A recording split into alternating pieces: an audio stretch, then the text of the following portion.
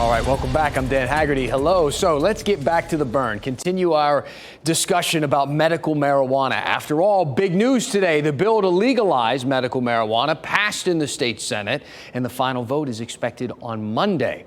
Now, I already did a couple of stories on this, you might remember. You can find them on the WRAL YouTube channel if you'd like. Just email me at dan@wral.com, and I'll send you a link if you're interested. An anonymous viewer wrote me and said, Dan, I'm just curious, how many people has marijuana caused to die in car crashes compared to alcohol crashes? Well, I can tell you right off the bat that alcohol plays a role in far more crashes than any other singular substance we got. But I think you're also asking something else that a lot of other people have been curious about. What will happen, or what could happen, on the roads if medical marijuana becomes legal? And the truth is, we really don't know.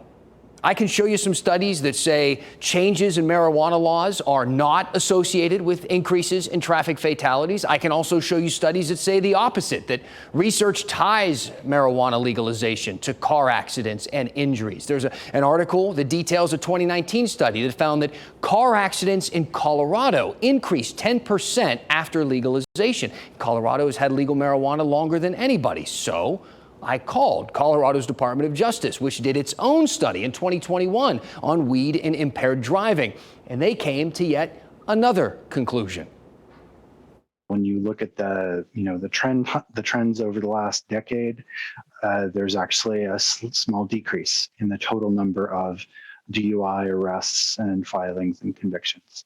So, why are all these studies coming up with different answers? Data. Different data. Take this headline from the Denver Post. It outlines kind of this entire conundrum. It says traffic fatalities linked to marijuana are up sharply in Colorado. Is legalization to blame? Authorities say the numbers cannot be definitively linked to legalized pot. One thing that we discovered very quickly was that there is really very bad data on impaired driving by anything other than alcohol. The truth is, law enforcement and hospitals and medical examiners, they simply weren't tracking the impacts of marijuana on crashes and fatalities with any consistency until legalization. So, of course, the numbers look up. If you're not looking for something and suddenly you are looking for something, you are going to find more of that something.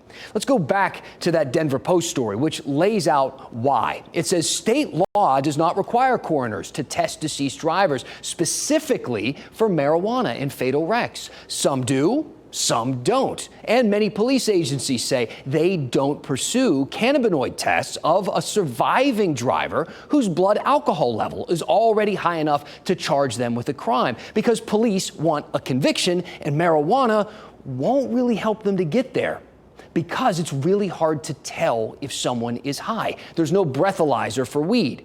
Depending on how much you smoke or how often you smoke, marijuana can show up in your urine or blood anywhere from 1 day to up to a month. So if someone gets into a crash, tests positive for marijuana, there's really no way to be certain when they got high, right before the crash or last week.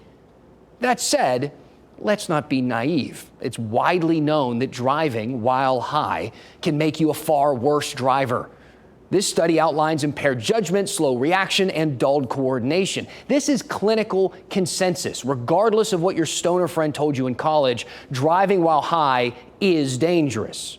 So maybe crashes went up because of legalization, or maybe the timing is a coincidence and they went up for thousands of other reasons. Colorado may never know for sure, but we still have a chance.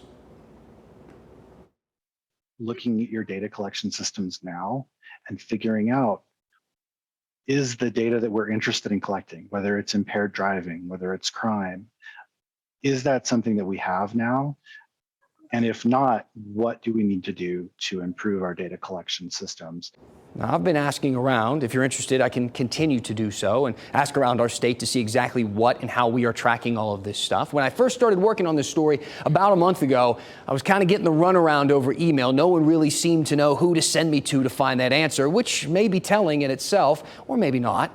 Meantime, the medical marijuana bill passed in the Senate with bipartisan support and will head to the House next. And if it passes there, I'm pretty sure Cooper's going to sign it. So if you have any questions, I'm your guy.